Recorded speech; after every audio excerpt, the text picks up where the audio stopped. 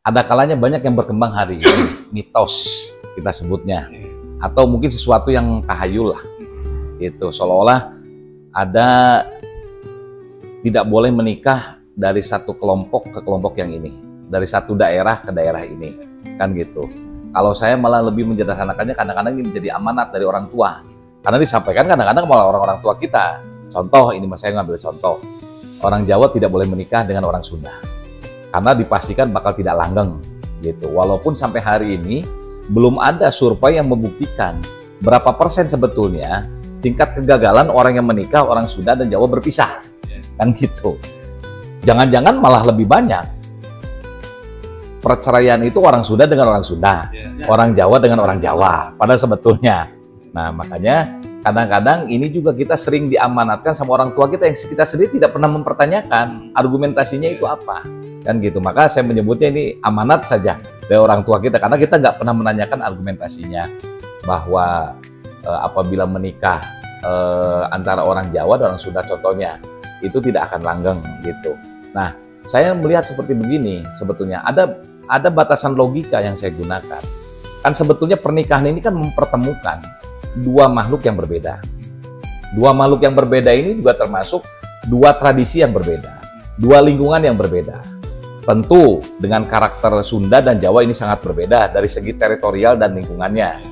Kalau di Jawa mungkin lebih panas situasinya, kalau di Sunda lebih dingin, kan gitu.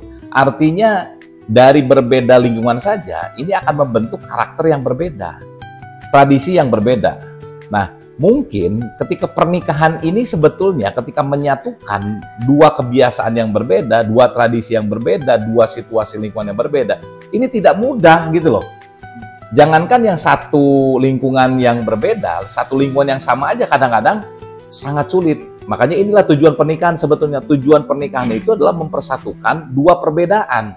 Baik itu perbedaan jenis kelamin, baik perbedaan itu lingkungan, baik perbedaan tradisi dan yang lain-lainnya.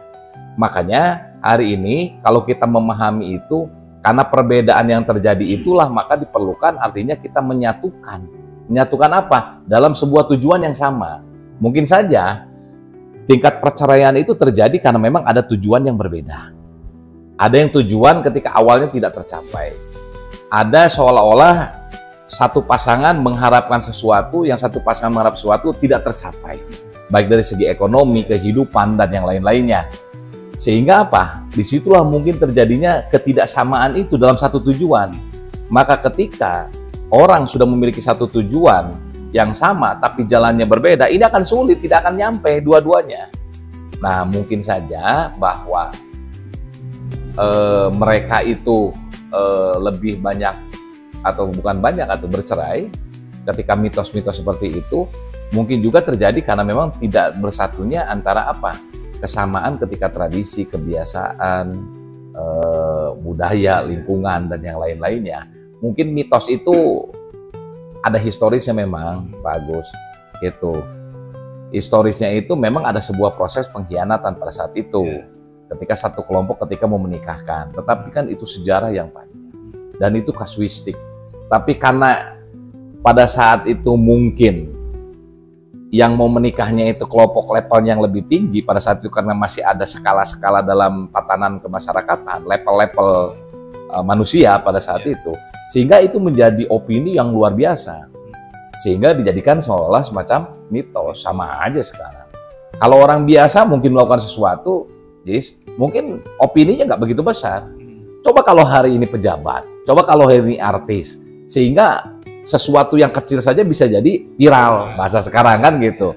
Jadi sebetulnya itu terjadi karena memang ada proses viral pada saat itu, Pak Agus. Walaupun pada media sosial belum ada, jadi udah viral duluan, gitu loh. Jadi seolah-olah gitu, kalau menikah dari kelompok orang Sunda dan Jawa ini nggak bakal langgeng.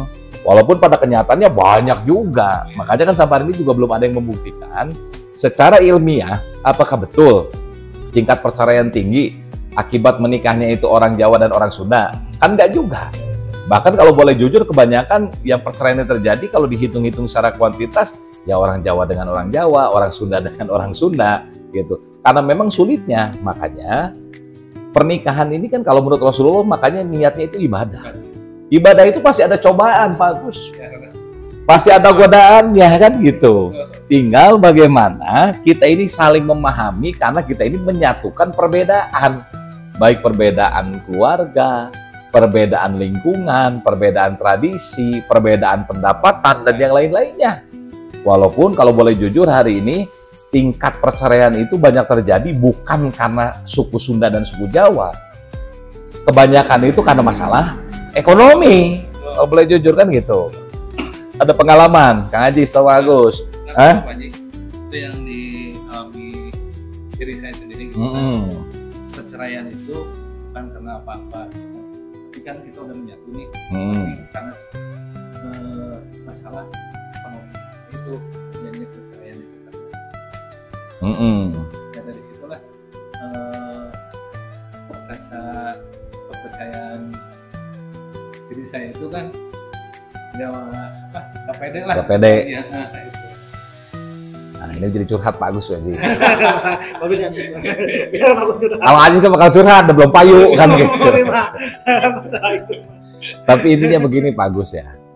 Sebetulnya betul kalau hari ini secara ilmiah sebetulnya tingkat perceraian tinggi itu memang masalah ekonomi. Nah disinilah sebetulnya kita ini saling mengalah. Saya yakin semua orang itu pasti tujuannya tinggi. Semua orang siapa sih nggak mau hidup mapan. Tetapi mungkin saja disinilah perlu kita menurunkan grade dari tujuan kita. Ketika kita kebetulan ditakdirkan, kita punya jodoh, kita sudah menikah dengan seseorang, contohnya, yang mungkin resourcesnya atau kemampuan pribadinya itu tidak sesuai dengan harapan. Gitu loh. Contoh, kita tujuan punya pasangan yang anu. Tapi kan harus dilihat juga dari kemampuan internal dari pasangan kita. Jangan sampai kita ini menargetkan sesuatu tetapi bahwa resources modal sosial, modal awalnya ini secara internal dia nggak mungkin mampu kalau secara akal manusia. Jadi jangan menetapkan target juga yang tinggi. Makanya disinilah ketika kita sudah menikah menetapkan tujuan bersama. Nah kesalahan kita ini ketika menikah punya tujuan masing-masing. Tetapi kita tidak pernah menetapkan tujuan secara bersama. Nah tujuan bersama ini kan tentunya harus melihat dari kemampuan kita masing-masing. Seorang suami harus melihat istrinya, istri harus melihat suaminya. Apakah tujuan dari masing-masing ini bisa disamakan? Ketika mungkin sebelum menikah sudah punya tujuan. Saya yakinlah, setiap laki-laki juga punya tujuan ketika sebelum menikah. Perempuan juga sebelum menikah pasti punya tujuan, ingin mendapat suami yang anu. Tetapi ketika dia sudah menikah, maka tujuan itu harus disamakan. Nah mungkin saja perceraian itu sebab yang paling besar itu bukan hanya masalah ekonomi. Tapi karena memang tidak pernah menyatukan tujuan secara bersama. Lanjut Kang, kalau di umat Kristiani kan itu terkenal dengan sebelum menikah ada perjanjian pranikah. Ya. Di Islam apakah ada perjanjian pranikah atau boleh nggak kalau kita juga ada perjanjian pranikah? Silakan, makanya ada ta'aruf itu di situ. Termasuk kan dalam ta'aruf itu proses seorang calon istri boleh meminta mahar loh. Boleh meminta mahar. Kalau memang suaminya nggak mampu ya tinggal bilang, gitu loh. Nah makanya ada beberapa ajaran agama yang mengharamkan tidak boleh sama sekali bercerai. Di beberapa ajaran agama, bahkan kalau di suku Baduy itu tidak boleh bercerai sama sekali. Nah artinya bahwa ini kalau kita lihat sisi positifnya ya, dalam tanda kutip, kenapa mereka mampu, kenapa kita tidak? Gitu. Kalau dalam rumah tangga itu ada kesalahan, siapa sih manusia yang tidak membuat salah? Tinggal bagaimana kita menyadari. Makanya kuncinya selain tadi satu menetapkan bagaimana tujuan ini harus kita satukan ketika sudah menikah. Yang kedua, kita harus tukar posisi ada saatnya.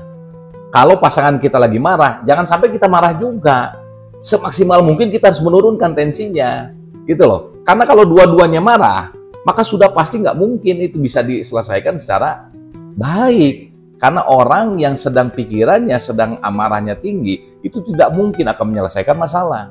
Malah yang ada itu pasti dua-duanya akan muncul amarahnya bertambah, bukan menyelesaikan jadinya.